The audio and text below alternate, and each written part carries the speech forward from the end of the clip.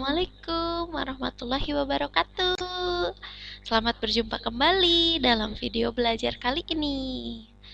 Oke, pembelajaran materi kali ini adalah mengenai kerjasama dalam berbagai bidang kehidupan. Ini adalah materi kelas 7 pada bagian bab 5 semester 2.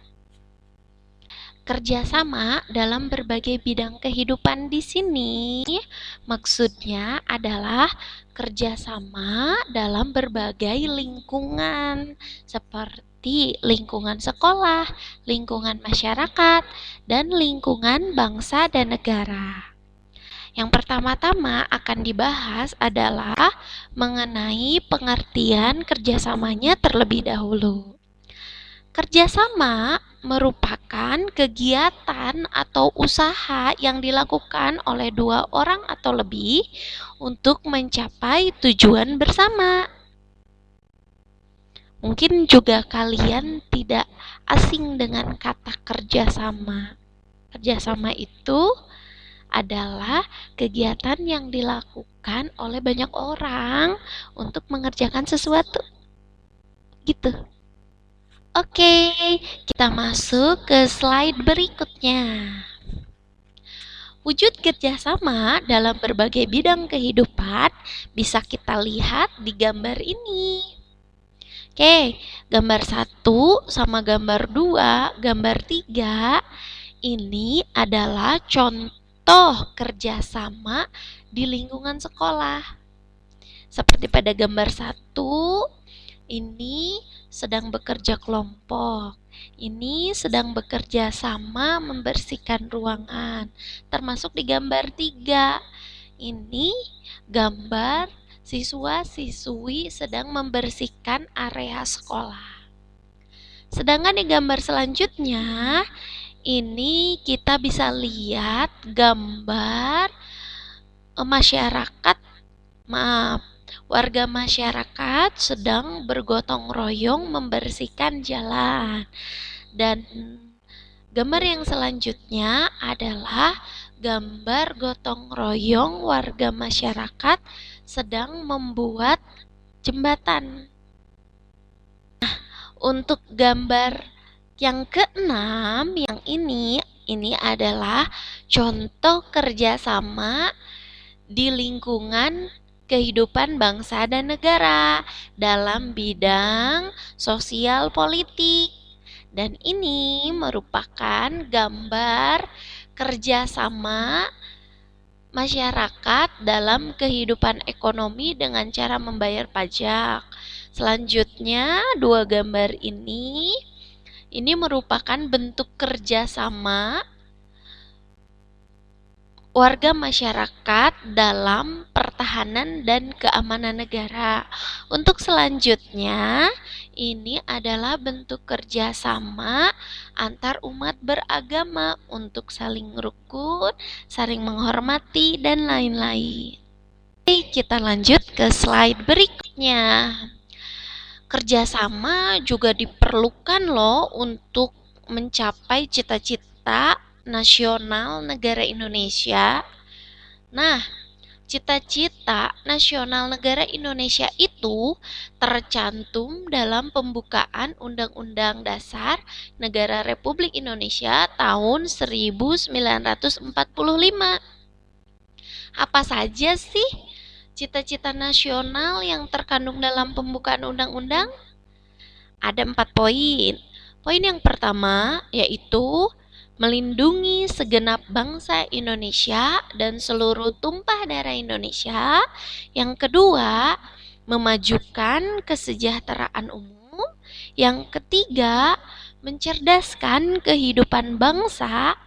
Dan yang terakhir, ikut serta melaksanakan ketertiban dunia berdasarkan kemerdekaan, perdamaian abadi, dan keadilan sosial.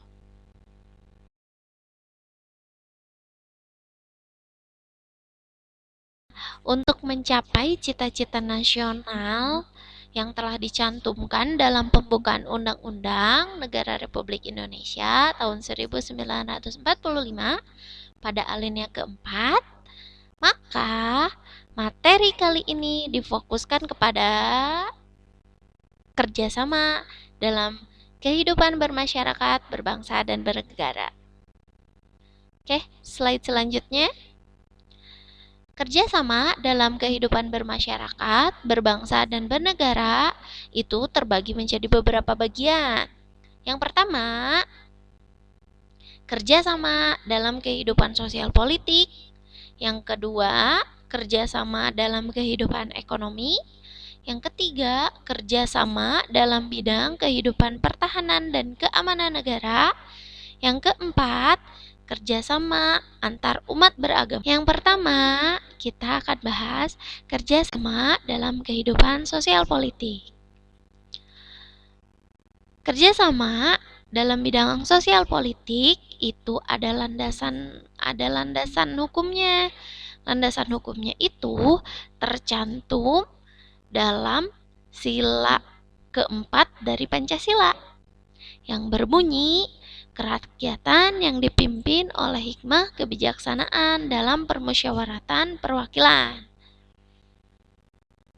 Sila 4 ini menegaskan bahwa dalam kehidupan bermasyarakat, berbangsa, dan bernegara, kita harus bersama-sama bekerja sama dalam mengembangkan semangat bermusyawarah dalam perwakilan serta mengembangkan kehidupan yang demokratis. Nah, sila keempat bisa kita lihat di sini simbolnya kepala banteng. Di sini ada semboyan, berhentilah silang pendapat, mulailah mencari mufakat. Gitu. Untuk memahami lebih lanjut mengenai sila keempat dari Pancasila itu, kita bisa lihat dari butir-butir Pancasila yang keempat di slide berikutnya. Nih, daftar butir Pancasila sila keempat. Yang pertama, sebagai warga negara dan warga masyarakat, setiap manusia Indonesia mempunyai kedudukan, hak, dan kewajiban yang sama. Maaf. Yang kedua, tidak boleh memaksakan kehendak kepada orang lain. Yang ketiga, harus mengutamakan musyawarah dalam mengambil keputusan untuk kepentingan bersama. Yang keempat, musyawarah untuk mencapai mufakat diliputi oleh semangat kekeluargaan. Yang kelima, kita harus menghormati, menjunjung tinggi setiap keputusan yang telah dicapai sebagai hasil musyawarah. Yang keenam, dengan itikat baik dan rasa tanggung jawab, serta menerima melaksanakan hasil keputusan musyawarah. Nomor 7, di dalam musyawarah diutamakan kepentingan bersama di atas kepentingan pribadi dan golongan. Yang kedelapan, musyawarah dilakukan dengan akal yang sehat dan sesuai dengan hati nurani yang luhur.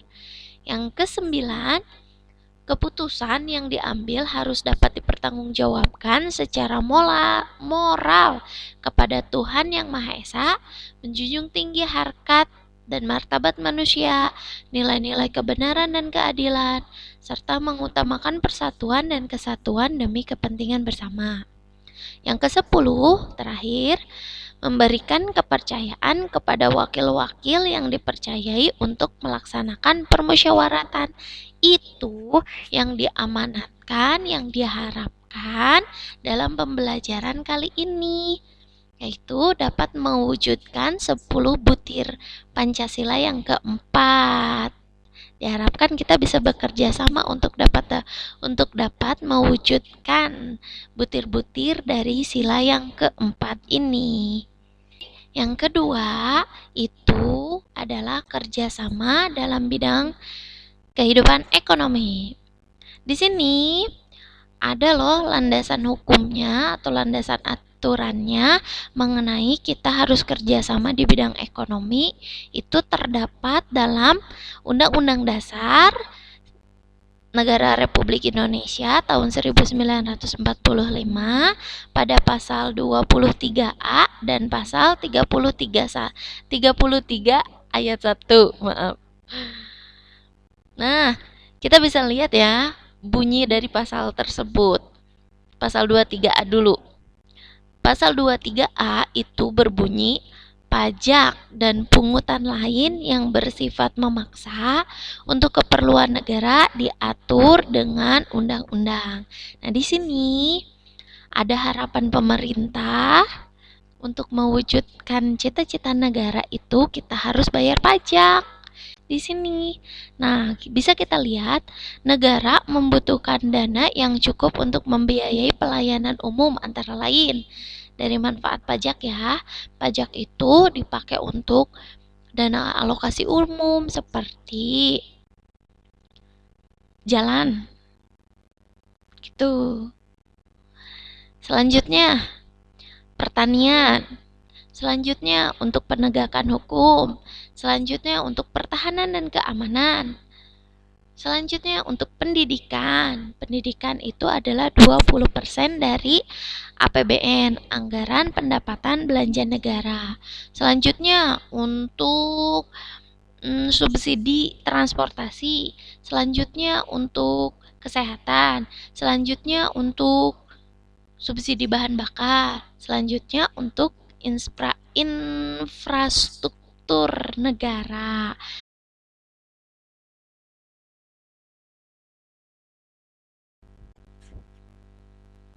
Nah, selanjutnya kita akan lanjutkan ke kerjasama bidang kehidupan, pertahanan, dan keamanan. Landasan hukum kerjasama dalam bidang pertahanan dan keamanan ada di Undang-Undang Dasar tahun 1945, yaitu pada pasal 27 ayat 3 dan pasal 30 ayat 1, 2, 3, 4, 5. Nah, kita buka dulu bunyi pasal 27 ayat 3. Ini pasal 27, ini ayat 3. Berarti yang dibaca yang ini ya. Pasal 27 ayat 3 berbunyi, setiap warga negara berhak dan wajib ikut serta dalam upaya pembelaan negara. Jadi, harapan pemerintah di sini adalah kita bisa bekerja sama untuk membela negara. Nih, membela negara memang sudah ada tugasnya itu oleh Tentara Nasional Indonesia dan Kepolisian Republik Indonesia. Tapi di sini ditegaskan bahwa setiap warga negara juga berhak sareng wajib ikut serta dalam pembelaan negara gitu. Kita lanjut ke pasal 30 ayat 1, 2, 3, 4, 5. Di slide selanjutnya. Nih, pasal 30 ayat 1 dulu. Tiap-tiap warga negara berhak dan wajib ikut serta dalam usaha pertahanan dan keamanan negara. Gitu ya. Yang keduanya ditegaskan, usaha pertahanan dan keamanan negara itu dilaksanakan melalui sistem pertahanan dan keamanan rakyat semesta oleh Tentara Nasional Indonesia dan Kepolisian Negara Republik Indonesia sebagai kekuatan utamanya dan rakyat sebagai kekuatan pendukung. Gitu. Di sini sebutkan juga Tentara Nasional Indonesia itu terdiri dari Angkatan Darat, Angkatan Laut, dan Angkatan Udara sebagai alat negara yang bertugas mempertahankan, melindungi, dan memelihara keutuhan dan kedaulatan negara. Nah, itu tentaranya. Sekarang dilanjutkan sama tugas polisinya. Kepolisian Negara Republik Indonesia sebagai alat negara yang menjaga keamanan dan ketertiban masyarakat, bertugas melindungi, mengayomi, melayani masyarakat, serta menegakkan hukum. Lanjut ya ke yang kelima ya. Susunan dan kedudukan TNI dan Polri serta hubungan kewenangan TNI dan Polri di dalam menjalankan tugasnya, syarat-syarat keikutsertaan warga negara dalam pertahanan dan keamanan negara, serta hal-hal yang terkait dengan pertahanan dan keamanan negara diatur dengan undang-undang.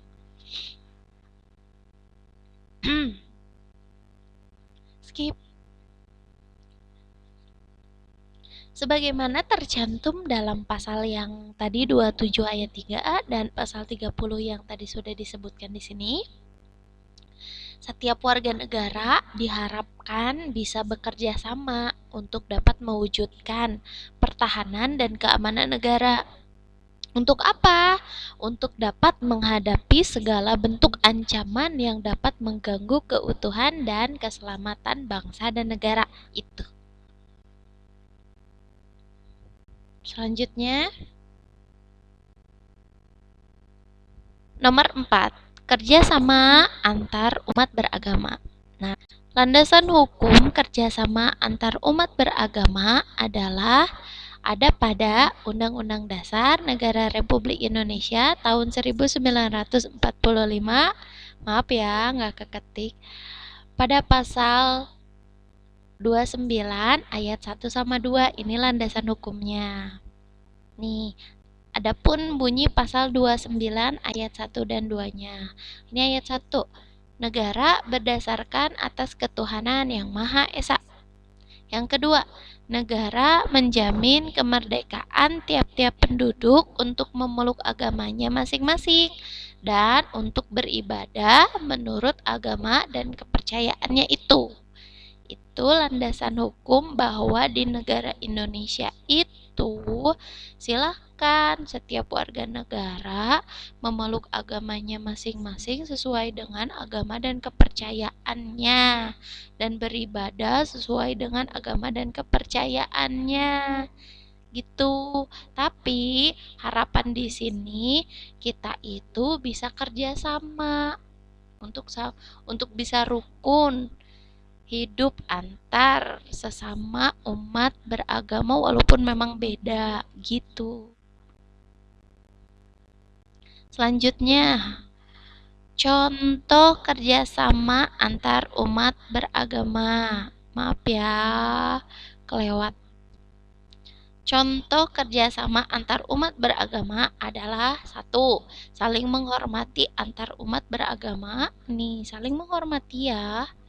Yang kedua, saling menghormati lembaga keagamaannya. Nih, di sini juga ada nih. Di sini ada yang gambarnya masjid, ada yang gereja gitu dan macam-macam ya. Kita itu harus saling menghormati lembaga keagamaannya. Yang ketiga, saling menghormati hak dan kewajiban antar umat beragama. Haknya seseorang itu untuk dapat menjalankan ibadah. Tapi kita punya kewajiban untuk menghargai walaupun memang beda nih.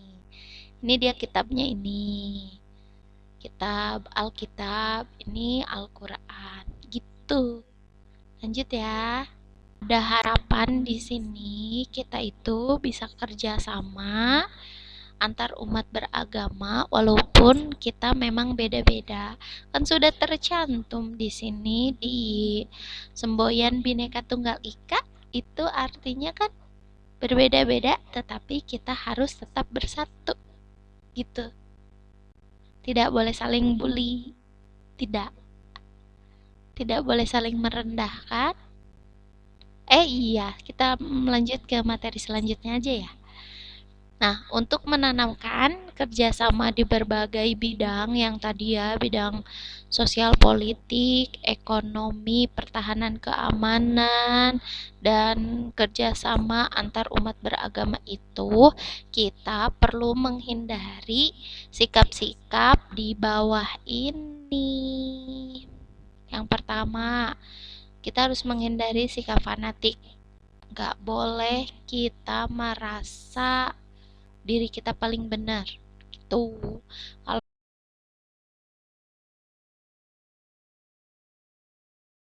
sikap yang kedua yang perlu kita hindari adalah sikap individualisme.